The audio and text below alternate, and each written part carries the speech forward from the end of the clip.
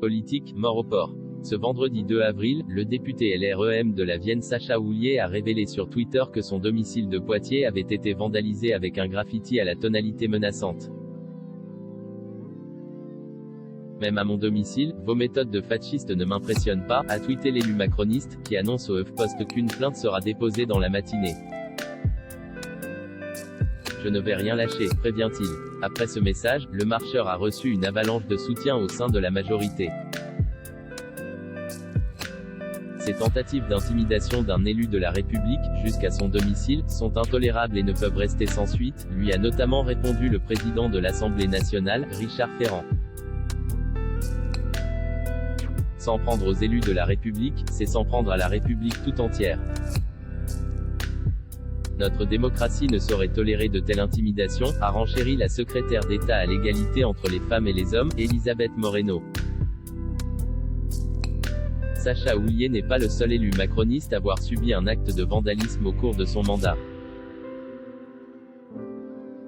Durant l'été 2019, une vingtaine de permanences avaient été prises pour cible, via des graffitis en lien avec des revendications des Gilets jaunes ou par des dégradations commises par des agriculteurs mécontents de la ratification du CETA. Schiappa, Castaner déjà attaqué quelques mois plus tôt, c'était Marlène Schiappa, alors secrétaire d'État à l'égalité entre les femmes et les hommes, qui avait révélé sur sa page Facebook l'irruption devant son domicile une quarantaine de gilets jaunes furieux. Au mois de novembre 2018, c'est le domicile provençal de Christophe Castaner qui avait été visé, selon le récit par celui qui était alors ministre de l'Intérieur. Au-delà des agressions visant des membres de la majorité présidentielle, s'observe depuis plusieurs semaines une tendance à s'en prendre aux habitations des élus de la République. Au mois de février, ce sont 2 conseillères municipales de la majorité d'hiver gauche de Corbeil-Essonnes qui ont été les cibles d'agressions à leur domicile. Au mois de janvier, c'est le portail du maire de l'Île-Saint-Denis, Seine-Saint-Denis, Mohamed Nabali, qui était dégradé avec des croix gammées et des menaces de mort.